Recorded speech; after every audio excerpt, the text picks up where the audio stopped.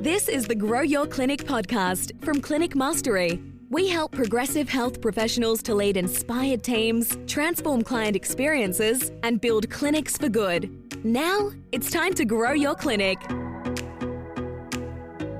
Well, welcome back to another episode of the Grow Your Clinic podcast. My name is Jack O'Brien, your host, and I'm really excited to bring you another episode today. We have a guest joining us who I'll introduce in 2 seconds. Before I do that, if you would like any of the links, the social profiles, or anything from this episode, you can head over to clinicmastery.com/podcast. All of the notes, links, and details will be over there. The second thing I just want to bring up is if you would love to leave us a review or rating on iTunes, Spotify, or wherever you listen to this podcast, we'd really appreciate that. You could even do it as you listen to our guest speak today. You can head over and leave that review or check out the show notes. That's clinicmastery.com/podcast. Now, without any further ado, I am really excited to introduce you to our guest today. We have Robert Sztar joining us. Robert is a pharmacist and founder of Scripts for You. Robert, welcome to the podcast. How are you today? Yeah, very well, mate. Thanks for the opportunity. It is our pleasure. I first heard you on another podcast a number of years ago, and I thought, oh, here we go, a pharmacist, dull, boring, probably wearing a white coat. and lo and behold, your story was full of energy and innovation and change with tech and clients and all that in the pharmaceutical space. So, mate, tell us quickly, who is Robert Sztar and what is your story? Oh, look, I always say first and foremost, and I never forget this, I'm a pharmacist, but, I'm all about creating deeper, more meaningful patient relationships through a leverage of smart technology. There's never been a better time to engage on a level with technology and also any healthcare practice to create better outcomes that either of us could ever produce on our own. I love it, mate. I love it. So thank you for sharing. Now, we're going to dive into your journey as a pharmacist through to clinic owner and some of the tech that you've been able to leverage. But before we do that, I've got a couple of rapid fire questions for you. Are you ready to go? Yeah, sure. All right. What are you reading right now? Listening, actually. I've got a very long commute, so I'm a big Audible subscriber. But The Courage to Be Disliked by Koga and Kashimi. Fascinating one. Definitely not a business book, but more of a philosophy book. And it asks some really deep questions of the listener or reader, for that matter, in terms of really understanding, why you may have hesitancies when it comes to actually doing a lot of things in life. That's awesome. I'm going to definitely add that to my Amazon wish list straight after this recording. I really like it, and probably really relevant in today's world where to have an opinion means you will get disliked. Absolutely. Yeah, awesome. Thank you. Who inspires you? Anyone who works at a consistent high level of performance to execute their vision to improve the world around them. That, I guess for me, I'm a big tech geek and I love that, but really it's the outcome that comes from it as well. It's not tech for tech's sake, but tech that actually creates a better world around us. Yeah, love it. What did you want to be growing up? Look, I think the fantasy vision was that I wanted to play in the forward pocket next to Tony Lockett for St Kilda. But, I thought you were going to say the Swans for a second there. No. We'll always remember him as a St Kilda full forward. Oh, please. He did kick 1,300 goals, but the majority was for the Saints. But look, I'll say pharmacist and business owner is probably something that, was very much a world around me. I'm a second generation pharmacist. I saw everything grow under my feet. My own father. And I think, heading into the health space was something that I really wanted to be part of and, create a deeper impact in our community. Yeah, right. That's interesting. So you're wearing the white coat running around the house as a kid? No. And it's interesting, even right now, I don't actually wear a white coat outside of our compounding lab where we make up medicines from scratch. I find it actually raises people's blood pressure. So the whole white coat syndrome, we don't have that. Yeah, right. That's awesome. Good to know because, they get around a bit and it breeds that stereotype. So, that's interesting. Okay. Last question. What's a motto you live by? Well, this one comes back to school rowing days, and so I'll have to credit my coach, Doug Goodwin, with this because I couldn't actually find the source, but the courage and discipline to commit day after day to self-improvement is immense, and this is why there are so few champions. And I always then tagged on that if it is to be, it's up to me, and really trying to create that self-accountability for myself every day. Wow, that's profound. Yeah. But I love it. It's yeah, that's awesome, mate. Showing up, courage, vulnerability, commitment. It's genius.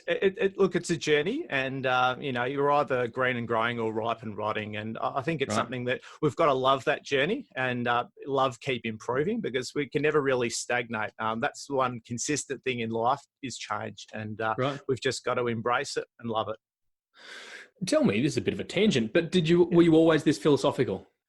Oh, look, I think it's something that you probably develop a little bit more when you're teaching young kids. I think that's probably something that for me has probably developed more so over the last probably 5 to 10 years. My eldest daughter's turning 10 next year, and, something that we've been doing a lot as a family, where they'll ask questions of me, and, I've then got to really think about it, both from a point of view that they've got to understand what it is that I'm going to say. And it's also something that helps you get very clear on understanding a lot of things. And I think, teaching those lessons, it's something that, I want to do it not only at home, but, certainly in the workplace as well. That's awesome, mate. It really, really resonates. And I think our listeners are that way inclined. So thank you for sharing. Sure. All right, let's touch on your journey. So we know that you grew up wanting to be a pharmacist. Was it straight into uni? And then how did you end up where you are now, owning your own practice? I think, as you probably know, Jack, nothing ever works in straight lines, especially in any form of business, professional life. There's always these, kinks side to side, and something might actually even take you all around the world, as it did for us. So for me, I probably finalised my decision to go into pharmacy late after year 12 finished up. And I'd thought about probably a lot of different health careers, but landed with pharmacy and really saw that as an opportunity to, I guess, follow the family footsteps. As an owner, that wasn't really something that at the initial stage was something that was, one, feasible, but also from an understanding and a learning point of view. And I met my now wife while studying at Pharmacy College here in Melbourne. It's a very high school-like environment, and it's amazing how many pharmacists married other pharmacists as well. Not just from a business point of view, but ultimately, we resonated a lot with each other in a very intense health profession. You'd almost say there's a bit of chemistry. Absolutely, Jack. Well picked up. And it's certainly something that then took us to England. We had the opportunity to learn and be employed by one of the world's biggest pharmacy brands, Lloyd Pharmacy in the UK, which took us to a different point of experience in pharmacy to understand the world from a corporatised pharmacy structure, whereas in Australia, every pharmacy that you walk into are owned by an individual pharmacist. So it allows us to understand the world a little bit deeper in terms of where pharmacy may go. And certainly, I think probably it got me to a point where a lot of things probably even changed for myself as a pharmacist, when I probably had it maybe close to about 6 or 7 years, and we'd come back to Australia. I was working with my father, and I had a point in my life in 2012 where I got struck down by pneumonia.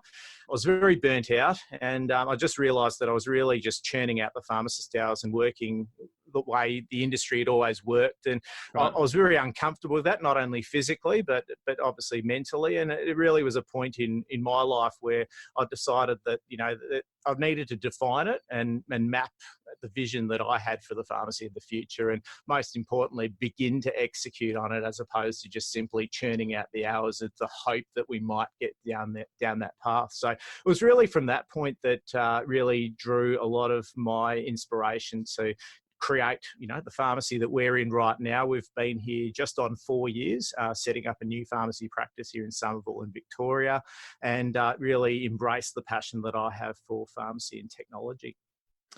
It's interesting as you talk, and I think about your industry, which is a nice little sub pocket or niche, but I think it resonates with a lot of health professionals that they've got ideas and want to do things their own way, but for whatever reason feel really bound or shackled by, the expectations of the profession, or perhaps just expectations put on themselves. How did you overcome that to step out and do all the things you've done?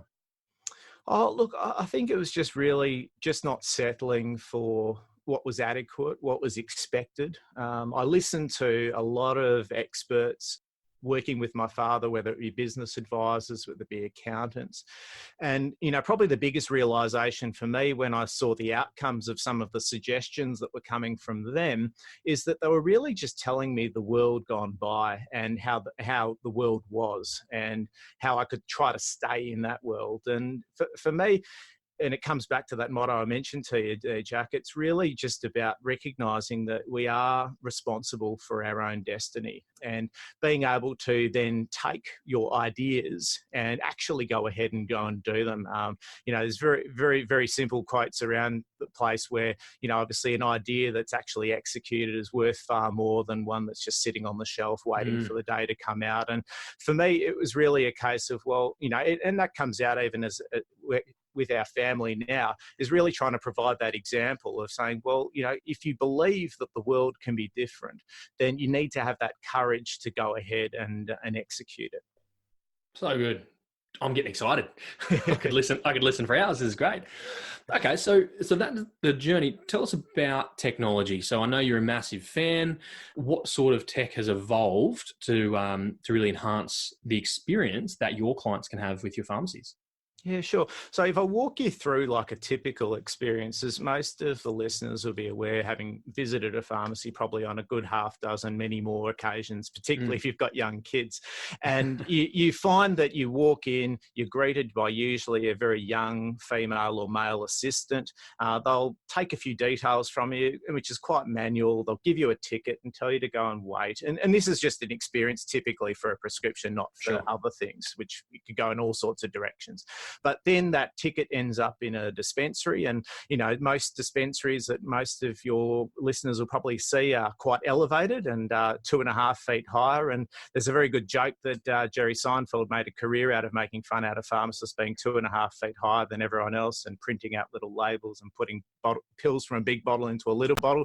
But we won't go into that. But the whole thing is that it then goes up into this elevated platform. You don't really know what's going on. You know that you're waiting, or at worst, you might have been told you have something else to do. It then comes back out, you see an assistant, and it gets handed out. And it's very much a production line. It's not very personal. And that was the frustration for me working in pharmacy after I graduated, is that the pharmacists were at the wrong end of the workflow. They were at the back. They were the ones typing the scripts out and checking them and then handing them back to assistants. And they weren't creating these relationships that we all, I guess, fantasized about when we were pharmacy students, in that we're going to be able to help these patients. And I couldn't see a lot of that.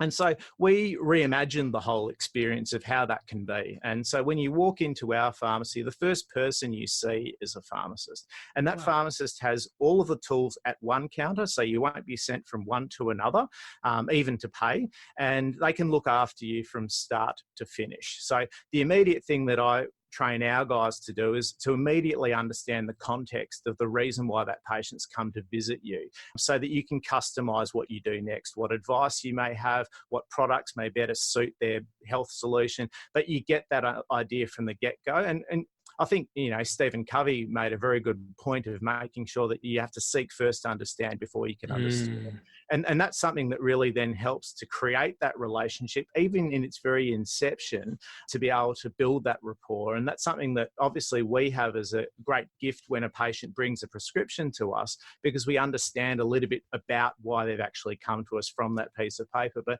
another thing we teach our guys is just to make sure not to treat the paper, but to actually treat the patient. And it's often in most pharmacies, the pharmacist spends more time with paper than patient. And that's where there's this big disconnect of why we've got this world of transactional, discount-focused pharmacy, because it's seen as a production line as opposed to something where a pharmacist can make a big impact on customizing a health solution for a patient. That's awesome. And, obviously the client experience stuff will really resonate. Was there a challenge, or what leadership did you learn through training your team around being out the front rather than being behind the 2.5 foot wall? Was there anything around ingraining that in your team's culture? Look, it's difficult, and in the get-go, the first person I had to train to do that is my wife, and I'm sure, as you can attest, Jack, that, they're the boss. You don't tell them what to do. But it was a very confronting thing, because most pharmacists like to have a little section to themselves where they can, not be confronted by a patient, but to actually do everything in front of them as a collaborative conversation instead of having it a segmented conversation. And that was the biggest challenge, but also probably the greatest gift for us when we then went to recruit our first non-family member pharmacist at 2 years in that it very quickly saw, when we interviewed people, we'd show them what they'd need to do, where they'd be working and how they'd be working. And those that were confronted by it might ask a question like, well, where do you go to call a doctor? And I'd say, well, in front of the patient. Oh, but I can't talk in front of the patient. I was like, why? Why can't you? You're representing them. You're going to tell them everything that you need to do to help them. Why wouldn't you do that? And they're like, oh, but I might use different language. I said, why? Why would you use that language? And so you very quickly filtered people out as to why they were more focused on a transactional focus of pharmacy than a relationship, and those that were comfortable or at least wanted the challenge of being able to put themselves in that position. So good. So good. Okay. And then what role does tech then play in this journey? So I think of it as a little bit of like an Iron Man suit. So we all know Iron Man, he's a human, he's got a suit that goes on him, and he's a superstar. He's a Superman, he's got super talents, and he wouldn't be able to do what he could do without the tech. I see that as very much the tech role for a pharmacist and any healthcare practitioner for that matter, in that it enables us to do greater and better things for our patients than we would be able to do on our own, but also that the tech wouldn't be able to do on its own as well, because it needs to be humanized and it needs to be able to be customized to them. And maybe tech might go down that path one day when Elon Musk gets his wish and everyone's connected to a neural network, but we're not there yet. And so for us, the biggest role of technology is to just do everything that we can to keep the pharmacist and the patient together. And so probably the biggest investment in infrastructure that we had was a robotic warehouse for our medicines.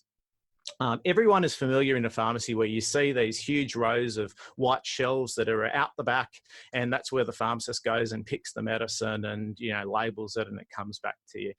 For us, our technology is integrated with this warehouse robot, so that we put a competition together when we first got our robot, and he was aptly named Spencer the Dispenser, and he is an integral part of our individual pharmacist flow, because he's able to pick the product that relates to that prescription as the pharmacist is talking to the patient, and allows that conversation to continue. Because unlike probably most of your listeners' conversations with patients, ours can really only extend to maybe 5 minutes if we're very lucky. And so we're in a system of micro consultation all the time. And so anything that we can do to even get seconds back is massive for us.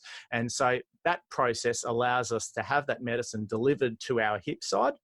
And we're then able to speak to the patient, customize our advice and counseling and plan follow-up steps, and then obviously have that medicine delivered behind us so that we can check it, label it, and be able to provide it to the patient in a very timely manner. Mate, that's amazing. And I think if listeners are thinking, how does this apply to me? What I would challenge those listeners to go, what are the automations or things that could facilitate a deeper human experience or human engagement, which is really what you're touching on there. Tell me, what was the client's feedback around this experience? Oh, they love it. They love it. And we take many patients out the back and meet Spencer. Most pharmacies that have had robots in Australia put them on show and it becomes all about the robot. We actually hide Spencer behind a wall, and there's just a little slight exit point where the medicine comes out. I always come back to a little quote by Arthur C. Clarke, which is, the sufficiently advanced technology should almost be indistinguishable from magic. And that's how it appears to a lot of people. We have a little trick where we have the patient sign their prescription as we're taking the medicine from this little slot. So they just actually feel that medicine just landed in front of them, and they didn't really know how it got there, which is always a little bit of fun. And it's always nice to have that little wow factor that is injected into your practice. Mate, that is absolutely unreal. And again, listeners, the lesson here is how can you go down to granular detail to systemize the experience and those moments for patients? It's not just about creating a system, but it's about creating moments, right? I would imagine I can just picture myself as a client and I've finished signing and there's a script, like there's a bottle, and where did that come from? It's like magic. Yeah, well, when you see patients that have been really ingrained in a different experience, they almost start walking away after you stop talking, and we're like, oh, we're done. Do you have any other questions? And they're like, oh, where did that come from? What happened? I was preparing to go and wait and call someone while I was waiting, but yeah. So look, that's one of the biggest frustrations for patients in healthcare, and we all have sometimes workflow challenges around waiting time, and that's something that we're probably never going to eliminate any waiting time at some point in time, Sure. whether that be returning a patient's call or otherwise. But what we can do to just eliminate where we can has always been a great goal for us. Robert, can you talk to us then about the outcomes of this? What has been the commercial reality to the extent that you're able to share in terms of return clients or word of mouth? What's the impact been for you? Look, I'll take one little figurative thing, particularly when you talk about word of mouth, is that we recently had World Pharmacist Day on September 25th, and we have our Australian Health Minister, who's actually in our electorate, and his office is about 200 metres from us. Now, there are 3 pharmacies in Somerville, and he chose to come to us to celebrate World Pharmacist Day, and his office were saying, look, we want to come to this special environment. We've heard so much. We've got people in our office who come and see you and they rave about you. And, just even something like that, where there are established pharmacies that have been here for 20 or 30 years, and to have him come and choose us to celebrate the day and record a video and, say some very, very nice things about us on camera, which has been great for our publicity. And that was really special to be able to be recognised like that.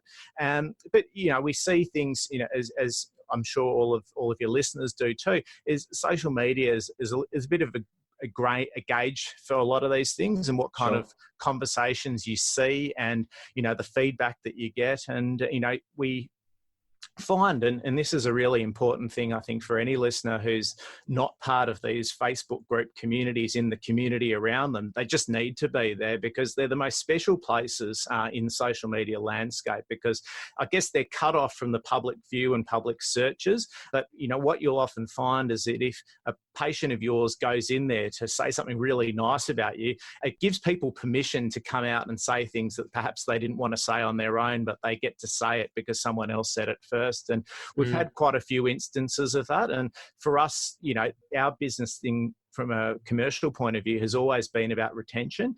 And for us, as everyone looks to, their patient base, it's very, very hard to find new patients all the time. And for us, from the get-go, we've wanted to be very sticky and, create a relationship that people just want to continue with us, that we're able to do enough and make that experience unique and special enough for them that they just want to engage with us every single month. And we work with a lot of patients with chronic health conditions that really need that personalised approach. And, that's been probably, on a health professional point of view, the most rewarding. But from a commercial point of view, having patients that see you every month and you're able to look after, and they refer family members, friends to you on a very consistent basis, it's just been wonderful. Yeah, that's unreal. And I know that you're not on a main street or in a shopping centre, which I guess has probably been a bit of a cornerstone of pharmacies, as you need to be as visible as possible. Has your investment and innovation in technology overcome those hurdles of not being in a shopping centre or main street? Yeah, and look, we do hear that too. And a lot of people believe that, oh, well, you're next to a medical centre, so that must be where you get all your patients from. And from a measurement point of view, that represents probably just under half of our patient base. So to have a patient base that we've been able to engage with and look after, where they're not actually a patient of the medical clinic adjacent to us, it's really helped us. We're not physically connected to that medical centre. There's probably about a 50-metre gap.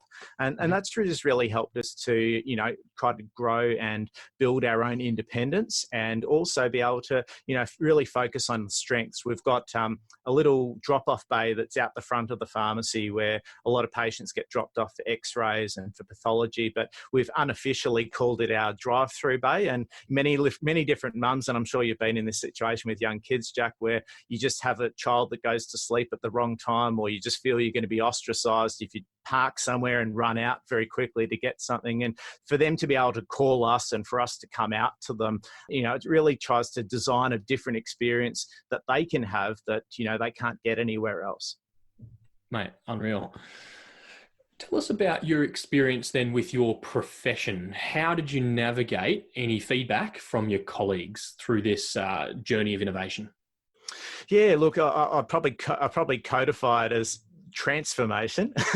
Transformation, right? Yeah. So that was a very big focus before opening this pharmacy, where it laid out a roadmap for pharmacists who wanted to engage with technology and how best to implement it in a 4-step method. And for us, many conversations led throughout that time of, this is all great. We talk about automation, we talk about workflow, operational efficiency, building a patient-centric business model, optimizing with technology.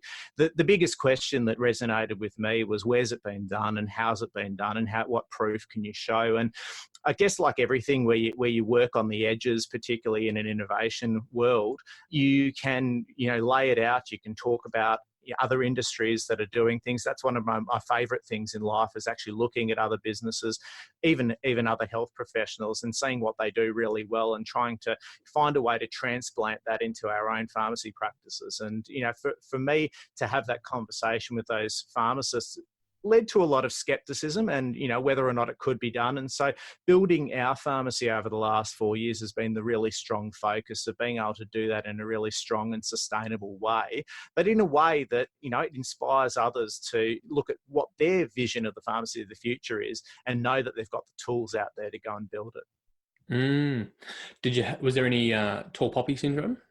Oh yeah. Oh look, there always is, and there's, especially when you're coming into an industry that's as old as pharmacy, and people don't want to perhaps be told, that things are going to get harder, that they need to come out from behind the counter, that they need to actually work with patients. It's a very different world. I look at the pharmacy world of my dad when he was running pharmacies in the 1980s when I was growing up. It was a very different world. It had a different level of competition. You didn't have the chemist warehouses of the world that really just amplified the faults of some pharmacies or the complacencies. And I think their presence has really helped to amplify pharmacists' capabilities of being able to focus on what they're really good at and perhaps not work on what they're not good at or never should have been involved in the past. And I think for other pharmacists looking at it, there's skepticism. There's also the case of, well, what do you know? You've only been in the industry 15 years. What would you know? But look, at the end of the day, when people start to see the reality of the world around them, where PBS reform, so pharmaceutical benefit scheme reforms, which is where the government basically decides how pharmacies are going to be remunerated for prescriptions, and also the operational down pressures of rents and so forth. When it starts to really hurt, I think it really gets to a point where people think, I need to change. And it's really just being able to explain to them and saying, well, you do need to change, you need to evolve. And, this is perhaps a way that you can go ahead and do that.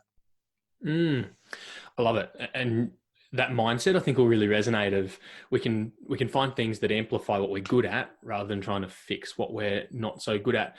Robert, tell me, you mentioned at the top, you're a pharmacist. You'll always be a pharmacist. How do you navigate that tension of being the practitioner versus being the business owner? Look, I'd say I'm both, to be truthful. And I think, that does help when you are, working in a very fluid business model space. I was only just commenting to a few colleagues a couple of weeks ago in terms of how, they mentioned to me, look, obviously the world in retail and in pharmacy is quite slow moving, but we see things in tech move at lightning speed. And I had a conversation with them about, software development and how the world there just works on almost like a minute by minute basis, and perhaps how the experience of designing retail and physical experiences has been so much slower because we just don't have the same philosophies and the same agile mentality that the tech industry has put together. And for us, we really just need to evolve into a different world where we recognize that, everything is fluid. You do have that capability of changing things that are in your control. And, as a business owner and as a practitioner, you can almost, and I always say to pharmacy students when they come visit us, we're in a way entrepreneurial on a patient by patient basis, in that you can create something from nothing to pull together the best resources for that individual patient and create the product for the patient that's in front of you, instead of having to think, well, how do I take this box off this shelf and give it to this patient? And so we're always in this mindset of trying to recreate what is necessary to achieve the best possible health outcome. And I think being a business owner and a health practitioner at the same time really helps you to do that. Mate, I'm inspired. I think I and the listeners could sit here for hours under your wisdom. It's absolutely unreal. If listeners wanted to check out a bit more about what you do or connect with you personally, maybe on the socials, where's the best place to do that? From a website point of view, robertstar.com, nice and easy, and reach out on LinkedIn. Love having chats on there and reaching out to fellow like-minded health practitioners like yourself, Jack. Yeah, absolutely. I love LinkedIn. And just to assist listeners, how do we spell your name? It's Robert, S-Z-T-A-R. The Z silent. Not just your average star, eh? That's true. That's awesome. Well, listeners, we'll link all that up in the show notes to Robert's website, his LinkedIn. We'll link that up over at clinicmastery.com/podcast. You can head over there for everything that you need. Robert, thank you for joining us on the podcast, mate. Pleasure, mate. No, thanks for the opportunity. And reach out, listeners, if you have any questions.